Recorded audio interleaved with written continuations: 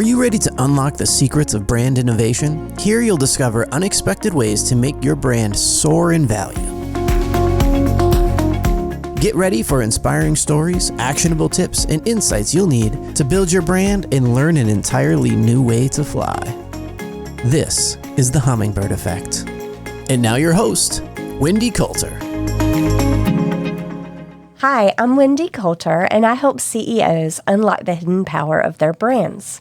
For years, business leaders have focused on marketing tactics, but what truly matters is building a strong brand. Think of it like the Hummingbird Effect. Small innovations in branding can lead to surprisingly big results. Increased valuation, a stronger culture, and marketing messages that resonate. Today we have Hannah Jernigan, our show coordinator, joining us for the episode. Good morning, Hannah. Good morning. How are you today? I'm good. How are you doing? I'm great. Good. Great. It's a Monday morning. It is. So bright and early. Not bright and early, but a little early. So great to be here, though. Looking forward to a week at the office. Yes. Yeah? Okay. Today, we're going to dive deeper into the world of innovation, and I am thrilled to have with me a local business leader and client, Dr. Rebecca Corbin. She's the president and CEO at NACCE, which is the National Association for Community College Entrepreneurship. And she serves with me on the board of the Chamber of Commerce here in Cary, North Carolina. And you're the incoming chair, so congratulations on that. I'm really looking forward to your year as the leader of the chamber. I know, and it starts just in a matter of days. Thank you for inviting me, Wendy. It's great to see you, Hannah. I'm excited about this conversation. So we're going to talk with you today about innovation and entrepreneurship and how seemingly small innovations in branding or marketing can lead to really big results in other areas of an organization. NACCE, the way I understand it, is the country's largest organization focused on promoting entrepreneurship through the community colleges with over 3 million students. Am I right about that? Yep, that's correct. Awesome. And while you've been there, the membership has grown to over 400 members. Do I have that number? Yeah, just right? about 400 colleges and universities. That's awesome. And generated over $32 million in awards through sponsored programs. Congratulations. Oh, thank you. What a great accomplishment. Yeah, definitely a group effort for sure, but thank you. Yeah. Well, tell us more about yourself and how you found yourself in this role, and a little bit more about NACCE. Yeah, well, thank you, Wendy. This is a big year for me because I'll be finishing up my 9th year at NACCE, entering my 10th year as the CEO in January. So I've been doing a lot of reflecting on my career and the things that have been really important to me. So my path has been always in one way or another part of a nonprofit or an educational setting. It's where my heart is. I love serving others, and what I've really been focusing on the last 15 years is working within the community college system. So I worked for a community college in New Jersey for 6 years. I was their vice president of advancement. So I worked a lot in workforce and advancement, and then took over the reins of NACCE as a president and CEO. So that was the first time I've really been in that role. And I've just learned so much. Every day I think, this is a wonderful space to be innovative, which I know is something that's important to you. Absolutely. And so NACCE brought you to North Carolina. Can you talk a little bit about coming to Cary, North Carolina? Because we kind of consider ourselves a hub of innovation. So do you agree with that? 100%. It's an interesting story, and I'll try to keep it brief. But the NACCE board's made up of community college presidents from across the country. And we knew as we were growing, to give you context, in 2015, our budget was like $1.2 million. And we were, right before we moved to Cary, we were just inching up close to $6 million a year in terms of our budget. So we couldn't operate as sort of a startup anymore, even though we technically weren't a startup. So we went back and forth, and some of my board members were interested in NACCE being in Washington, D.C. That's where most associations are. And I knew I did not want to live in Washington, D.C., and I knew the expense of it. It's more policy-driven, which is not the core of what we do. And so the board empowered me. They said, we want you to be the CEO. We want you to be happy. So you just decide. And so I went on this kind of quest to try to think about, where would be the best place for NACCE? Where could I find innovative employees? Where did my family want to live permanently? And we had lived in Wake Forest back in the early 2000s. So my husband and I had always talked about this. So I called Scott Rawls, who's the president of Wake Tech, and he immediately took my call and he said, yeah, we have a spot for you. If you want to come down, we can talk about it. So we didn't just settle on the Research Triangle area initially. We explored Tampa, Florida. We had some invitations in New York, but just meeting some of the leaders and especially the Cary Chamber, which you had mentioned, just welcomed me as a leader with, just a warm, not only welcome, but just services. I found our attorney, I found our insurance agent. So that was kind of the path. And I've never looked back, and I'm just so happy to be here. Well, so you also had an opportunity to testify before the Small Business and Innovation part of the U.S.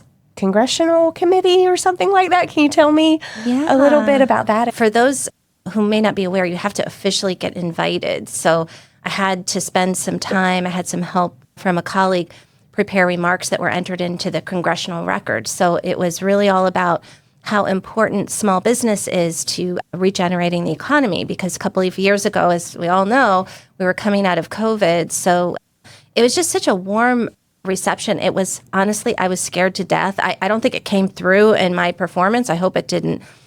But I look back at that as really one of the bright lights of government. And as you know, Congress and the House should serve the people. And I was just so impressed by the conversation. So thank you. You can Google them. I'm working on a chapter for an entrepreneurship encyclopedia. So I reference them back because they're well footnoted and all of the things that you need to do to make it fit with the standards. Well, that's such an amazing accomplishment to be able to do that. So thank you. Well, thank you for asking about that. Standing up for entrepreneurship and innovation for the country.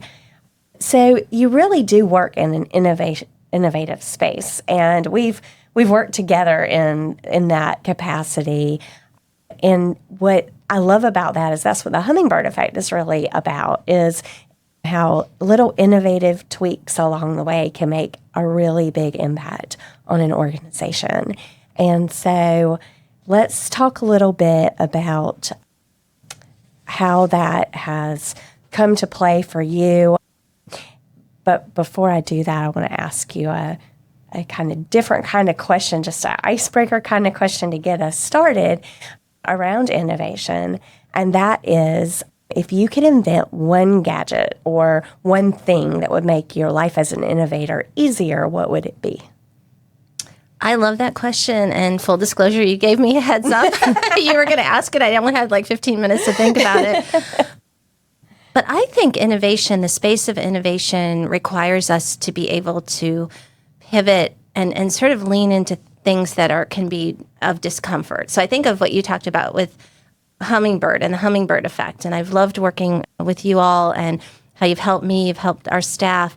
But I want to sort of put it in a different realm, which is what is the opposite of a hummingbird would be, in my mind, like a buffalo.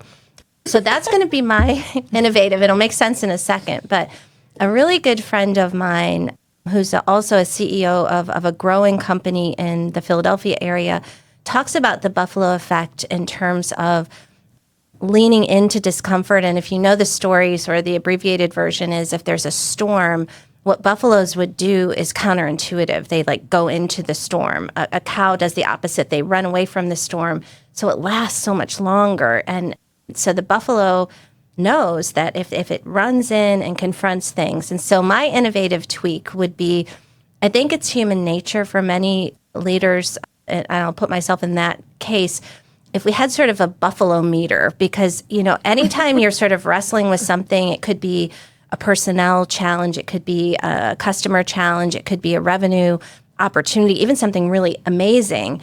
Your instinct sometimes is, I got to slow down. And I sometimes kind of wandering off and putting it off. But I think somehow if you had a little gadget, it might be an app, or it might be something that just reminded you, you got this. You go forward. You have the hard conversation. I think that would be a really cool innovation. And maybe it would be like a pet rock, right? It's just something that reminds you, like that reset button. Like, okay, you can do this. Because I think, and I look back over the years on our in some years, hockey stick growth, it was because of taking those chances and being the buffalo. But that being said, I love the hummingbird because I think kind of on a daily basis, making those small changes has huge results. And that's what I love about the work that you all do. Yeah. Well, and for the buffalo effect, I think about like every day in business. There are things that you don't necessarily want to tackle. We talk about it in the office, right? And you just have to tackle it. Just and do things it. are so much better. And you've kind of already touched on this, but you have done your buffalo effect and your hummingbird effect when you made the decision to not go with the status quo and just move to DC. You took your time, found a different place to go, and you've achieved so much by doing that, by making that change. Well, thank you for saying that. I mean, some of it was luck, but I think a lot of it comes honestly down to relationships. I mean, I think, Scott Rawls does a great job running the biggest, college in the state, but, we'll take the time to spend time with nonprofit leaders, make it available for us to have these opportunities. But I think other nonprofit organizations really kind of paved the way. And I know, Wendy, you operate one, the National Women's Business Hall of Fame, which really honors women. And that's what I love about this community. It's so inclusive, from many different ways. And it's not just about business, but it's bringing people along. It's serving people with all kinds of disabilities, including them in the life of the community and businesses. I think that is a very compassionate community. That's where NACCE wants to be. That is our brand, which we've worked with you on. And that's also, honestly, what I've learned from working with you is really how to tell your story better. And I think we can all do a better job with that. I know us in particular, which is something, as you gave me some reflection questions, I've thought about as a way that I think your firm helps both business and nonprofit clients like ourselves to tell our story better. And that's a challenge for people. It is a challenge. It's a challenge. It's a challenge for any organization that we work with. So let's talk about the hummingbird effect. And I'd love for you to share a specific instance where a seemingly small change in your organization's marketing or branding strategy led to a significant outcome in the organization in some other way, right? So think about that. What do you think about that? Yeah, I mean, the example that I wanted to share was back in 2022, we had this mission that was written like 8 years prior by a lot of academic people, and all I can think of how to describe it is like word salad. I could never remember it. It was something about fostering educational ecosystems, blah, blah, blah. And I always thought about that, but we had some people on our board that really kind of liked it, and it didn't really change what we did, but by really wordsmithing that, we cut the words down to just a handful of words. We put it on the back of our business cards. So instead of this very long kind of rambling couple sentences, we really clarified our mission, which was to foster entrepreneurial mindset and innovative action among our members. And that sounds like a simple thing, like a little hummingbird thing, but it was really hard. It took us a whole, back and forth on, who are we and all of this. But what that ended up leading to is our first strategic plan, because believe it or not, even though the organization is 20 years old, it never really had a strategic plan. It was okay, we'll go out and get members and people love us and we'll do good work. But it led to a strategic plan for 2023 to 2026, which we continue to refine because part of our culture is we want to lead by example. So I wrote this down. I was thinking back to being in school and when we learned in English class how to write. And my English teacher would always reference E.B. White and, his attribution of the quote, omit needless words, ! Which is such a cool sentence. And so I've kind of been on that kick for a while just because as the world is so complicated, I think to be good and effective in business, you got to be really clear and you have to be really concise. And again, I think that's really hard too, but I'm working on it. And that just, I think that pivot to really kind of getting rid of words that don't add anything, you can extend that on to projects. You can extend it on to anything. I like even keeping your house tidy. Like, do we really need like 55 T-shirts? No. You know, you could just reduce down the clutter, and you can really focus on the message. So if I were to say, kind of take me back to that initial situation and the innovations implemented, how would you describe that as it reflects innovation in some way? Yeah, so I would say it was very messy, just candidly.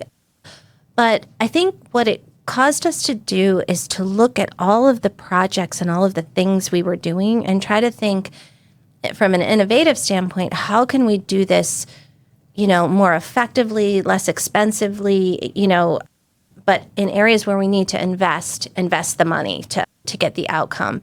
So I think that's really, I think when you're an innovator, it doesn't mean you throw everything out and start from scratch, but you really take an honest look at what the situation is, what the opportunities are.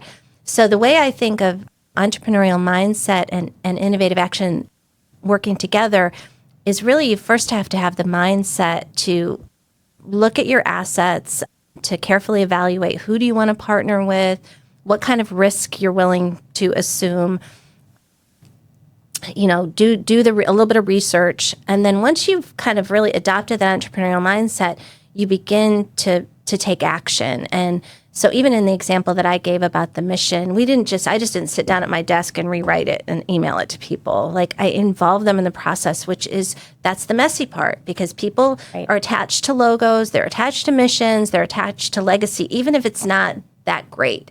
They there's that human element of being kind of, well, if we change it and nobody likes it or they don't understand it. So I think for me, what innovation means is it means doing the deep work to understand both my pluses and minuses as a leader, because we all have them. And, you know, the other thing is to kind of do a deliberate process. If you're going to innovate on something, you'll test things out. So you don't bet everything on the first round. You know what you're willing to lose, you learn from it, and you continuously improve things. So how did you measure success of that? Yeah, I mean, I think in part the engagement. So as we started to talk about, well, this is our mission, entrepreneurial mindset and innovative action, how many people showed up to our webinars? How many people registered for our annual conference? What was the engagement when we really got clear in the magazine that we published? And we started to see our numbers come up. Now, the pandemic has kind of thrown everything for a loop. So I think now moving forward, we have more benchmarks. But in terms of, surveying our members, surveys are hard because nobody really wants to respond. And I put myself in that category. But thinking innovatively, when we have all of our members together, how can we take that opportunity to do the deep surveying? Well, we have them right there. And how can we engage them to respond to us, knowing they are the most engaged members? And that's who we want to hear from. So what I think is so cool about the Hummingbird Effect and innovation in general is that you can make these small changes, and then there's this big outcome that might be totally unexpected. Can you think of an unexpected outcome that happened that it wasn't something you were trying to measure, but it was something that you just did not expect to happen as the result of the innovations? Yeah, I mean, I think some of the unexpected outcomes were the awareness that it raised. Like you mentioned, testifying before the U.S. Congress Committee on Small Business. That was a totally unexpected outcome. But by having a clear mission and vision and materials that would sort of back that up, I think NACCE became more on the national stage. We would get contacted by the Office of the Small Business Administration. We would get invited, speaking before, large national conferences, contributing to articles and things like that. And that, the intention of it was really to be clear on what we're doing so we can better serve the members. But what was unexpected is that the message, resonated with an audience really outside of our members. And that's what caused us to think, how can we really, capitalize on this and really kind of go big? Because if, my board talks about this a lot, and our leadership team is, I think a lot of us are at that stage of our career where we really want to do work that makes a difference at scale, because that's where we are as a national organization. So that means we're going to have to continue to innovate. It could be next year we got to relook at those words, and maybe we can omit more words next year. Who knows? I love that. I love the omission of words. It's we always say it's so hard to come to the simplest, solution when it comes to a message. And so that's a great lesson learned. Take that one with you for sure. And I would say, Wendy, like a lot of the reflection that I've done about myself as a leader, I realized my own style is being very collaborative. Like, I'm a really collaborative leader. If the three of us work together, I want to hear what you think. I want to hear what you think. I'll say what I think, and then hopefully we can come to the best decision. But in that kind of a context, you're not always clear. And I think sometimes as the leader, we just have to say, yes, no, we're going right, we're going left after you've taken in information.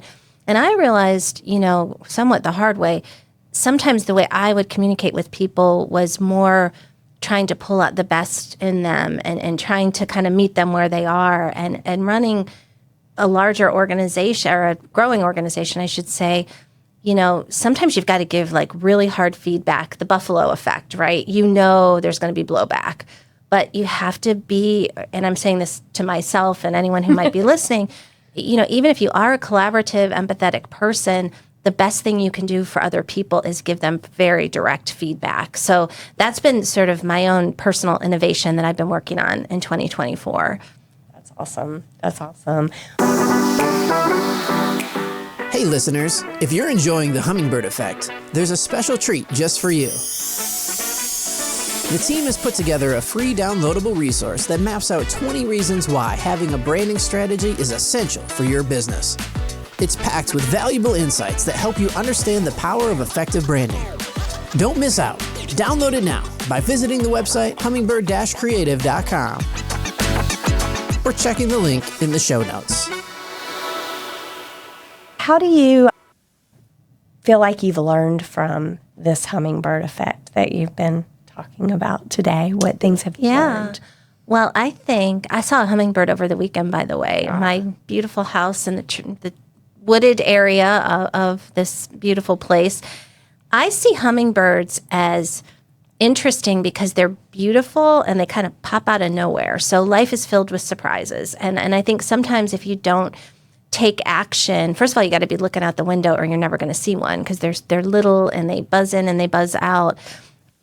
But I think we have to be ready. And I've been trying to get myself ready in the morning, what kind of unexpected opportunity is going to happen today. Maybe it's to have this difficult conversation that I'm working on. And any time that something comes up where something needs to be said, I'm not going to just lean into, I'm not sure, and you might hurt the person's feelings. I'm going to just go right in there and address that and have a deep conversation about it.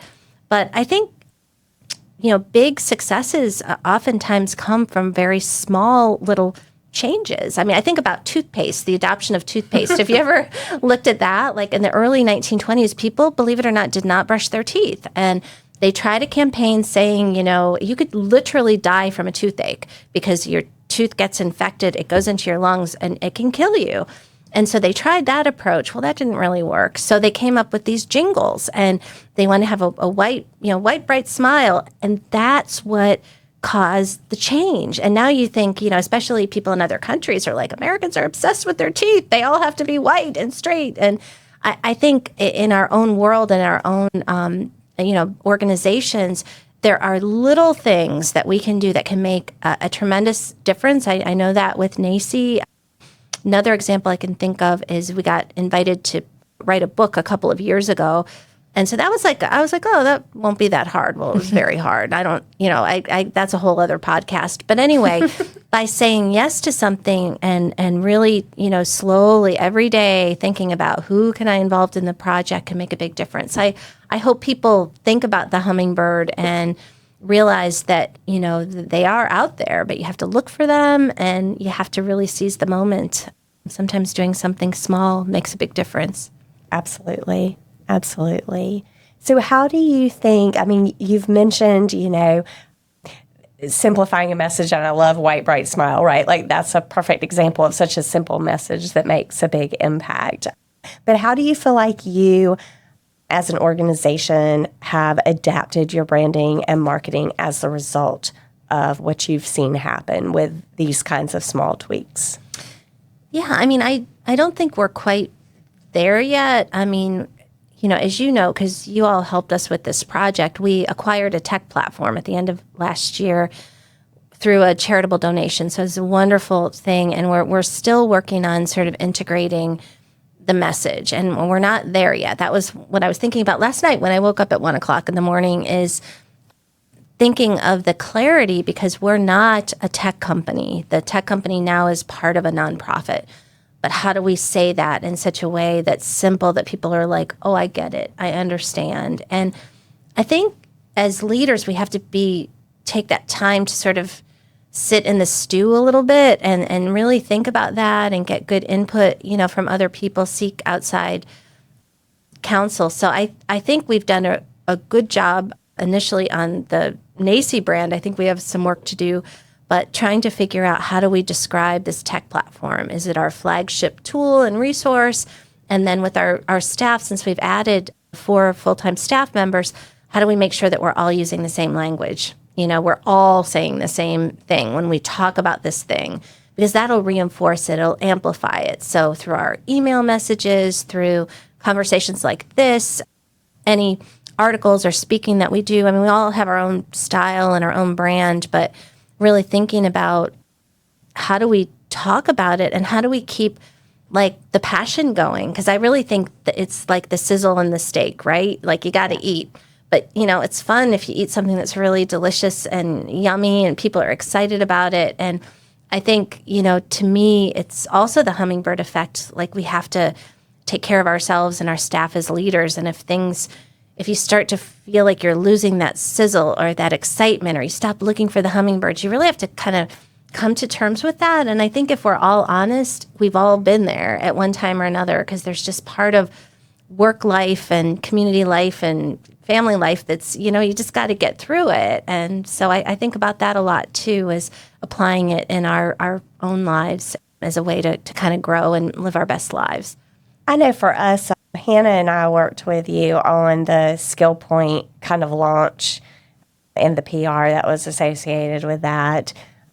And don't you agree, Hannah? I feel like that has its own hummingbird effect that will impact this organization over time. Definitely.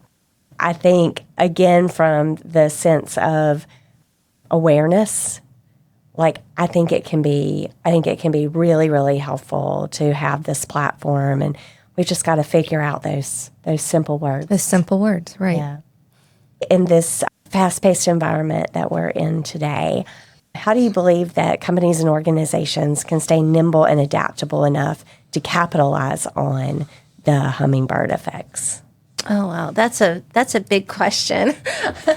I wish I knew the answer to that, but I think that there are some directions that we can point to. And I'll go back to the retreat that you facilitated for my team in December of last year. And one of the things that you did using an online tool is having us better understand ourselves, because I think that's where it starts, right? You have to understand is if we're going to pivot as an organization, whether we're a nonprofit, a for-profit company, a school, anything, we've got to kind of be working together as a team. So I think understanding the team dynamics, and that was really a powerful thing that you did, Wendy, as a facilitator, is you made the learning fun and you made it safe and like intentionally mix people up into groups so that there was a little bit of discomfort. Like I I don't know, like I might not relate to the accounting person as well as, the person who's running the communications or whatever, or vice versa.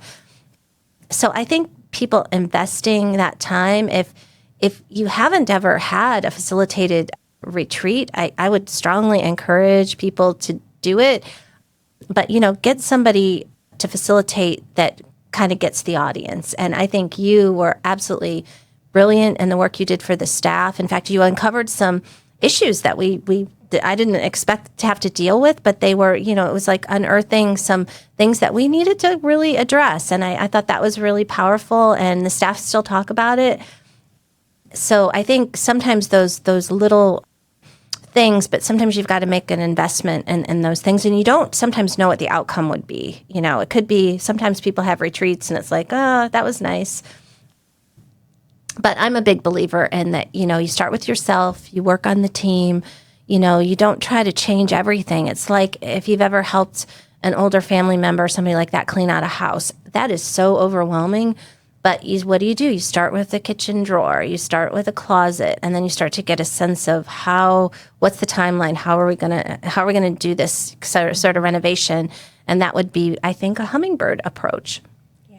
Well, and I think, change is hard. We talk about that all the time in business and how hard change is. And I think as leaders, like you said, embracing that change and just kind of going for it is what we have to do. And then identifying, like we did in the retreat, not necessarily strengths and weaknesses, but what makes us different, where we can work with each other in ways that we really take things to the next level by understanding personalities and how we need to act with each other in order to innovate even better and faster, right? I think you did that so well by having the foresight to have a retreat to begin with. And I really enjoyed getting to know the people there and starting to see like who was really going to embrace what we were trying to do. And I think we were surprised in a couple of instances by people who we thought might not embrace it actually really stepped out of their comfort zone, which I was really proud of as the facilitator, to see these people being willing, because we knew going in when they took the assessments initially, there was at least one or two people that I knew it was going to be hard to get them out of a comfort zone. And they actually became leaders during the activities, which I thought was really awesome. And what's interesting about that? Some of those individuals have really stepped up since that time, and if I could share an example, it just popped into my head from earlier in my career. So I worked for a number of years at NJN, the New Jersey Network. It was a public television radio station. And this is before public media happened, really. There was HD TV. Probably a lot of people think, oh, it's always been HD TV. Well, it wasn't. So there was a lot of change in the industry. And I worked on the foundation side, the development side, where we would do documentaries and things like that. And there was discussion at that time, it's probably like 17 years ago, okay, the world's changing, HD TV is coming, people are going to end up with these little phones, and they're going to be able to report the news from their phone. And there was such resistance within NJN. They didn't, and they said, well, if you don't change, then there's no way that we're going to be able to keep this license. And so they brought in some consultants to talk to the folks, and some of the people were unionized, so there was that whole dynamic. But I remember the facilitator said, in a couple of years, half of you are not going to be here. And it was like this gasp, like, what? How could she say that? How could you bring somebody in? She said, because if you don't embrace the change, then it's going to, if you're a director and you're sitting in a chair and you're directing a cooking show or a public policy show, people like you, Hannah, you can now start your own show tomorrow and produce it and get it online. And it was just, there were people that couldn't get there. And it was interesting because I could sort of see the dynamic. And what happened for me personally, I kept getting promoted because people kept on like not being able to adapt. And I'd literally do anything in this job. They're like, can you write a script? And I'm like, sure. And I'd like Google it back then, and I'd be like, okay, how do you write a script for this, that, or the other thing? But it was seizing on opportunity. And I think, to me, that's the way that AI and the world is changing now. Like, there's not that consultant sitting there in the room saying, half of you might not be here, but I think sometimes people need to hear that. And then maybe they migrate to doing something different, or they look within themselves. So I just was thinking about that story because I'd kind of forgotten about it.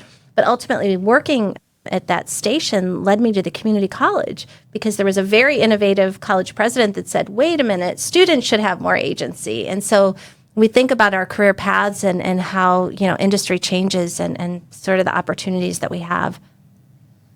Hannah, you got a question? Well, mine's not a question, but just wanted to kind of recap your leadership journey. That's kind of what I've attached to as you've been talking about the whole thing is you are such a collaborative leader within yourself, within your team.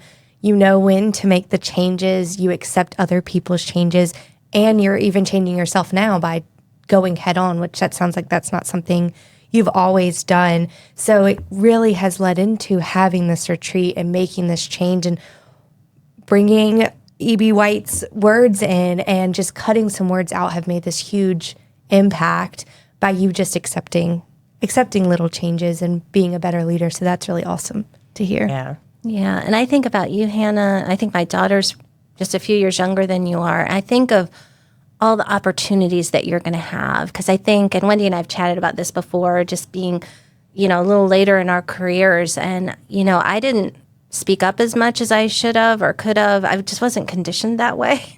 And I think, you are who you are. But I think, where I am now, sometimes it's, you don't have to say everything, but when you're given the platform and the opportunity in your own voice in a, thoughtful way, you have to express what you really think. And I see people like you and other young professionals doing that, and I'm just really proud of you being part of this. And you were part of the retreat, you're part of the press conference. So Hummingbird's definitely been a blessing to NACCE, and I'm just very grateful to both of you. So do you feel like innovation and experimentation have played a role in leadership for you outside of NACCE as well? I think so. I mean, I think we're just never quite done learning and growing. I mean, I think you can kind of get to that point where you're sort of done with school. Like, one day I am going to take a culinary course at Wake Tech. That's on my list, but I don't want a degree. I don't want a grade. I just love to learn like pastry cooking or something different. But I think, for me, I enjoy people and I enjoy like tackling problems. And so, being innovative is the only way that you can really survive through like a pandemic or some of the challenges that we confront, whether it's, revenue-wise or what's happening, the demographics of, whatever, students. You have to have that kind of a mindset. So when I learned about entrepreneurial mindset, it like changed everything for me, as a professional. And I still, to this day, even with my family and some of the challenges that we have, when I stop being entrepreneurial, it's easier for me to do it in my professional life than in my personal life, but also in community life. Like you had mentioned the chamber, and I just love the chamber. I love the people. I love the mission. I love how everyone is just trying to make the community better. It just means a lot to me. So when I'm given the opportunity to serve, in a volunteer role, I was thinking about this because I'm actually meeting with the chamber president later this morning. I write down like how can I be most effective in my role? And I think sometimes as we plan new things or do things, it's allowing like other people to step up, like the women's conference. Like I've planned so many conferences, but I'm like, I feel like my role is to be supportive. It's not to like come in there and say, well, I do this and blah, blah, blah. And it's really to try to, if people are open to it, I'm happy to share with them some of the things that I've learned or share resources that I might have or learnings. But I think people should do those things. I also admire greatly people that run for political office. That is something I honestly would never do just because it just doesn't fit with who I am. But I feel like I can serve in different ways. Like I've served on many boards and chaired boards and things like that. So I think you have to find your space. And discomfort, but you don't want to go so far out of your comfort zone that you're like, oh my gosh, I am totally in the wrong pond. Like, I got to get out of here. And I don't feel like that. I just feel like, oh, you're in the right pond. Yeah. Well, thank you for inviting me into the pond. Most definitely. Well, do you have any other final thoughts as we wrap up? Yeah, I just want to say, Wendy, you told me, I think you and I have known each other now for probably 4 years since I've been here.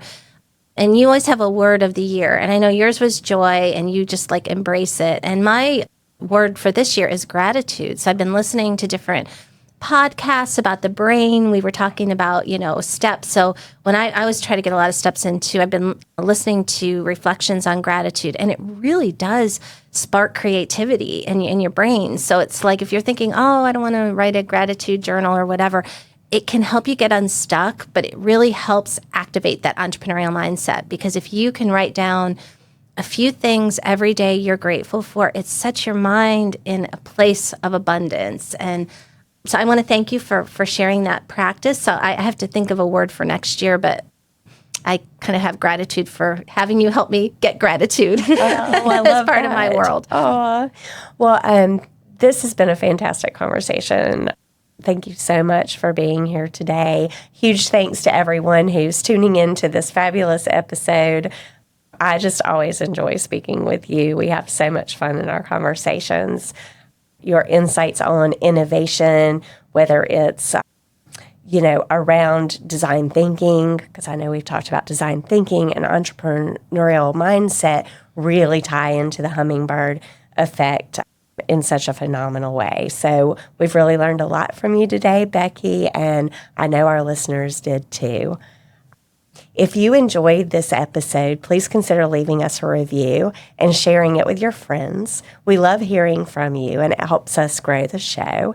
And thanks again for joining us on the Hummingbird Effect podcast. We'll be back next time. Until then, stay innovative and go find your Hummingbird Effect.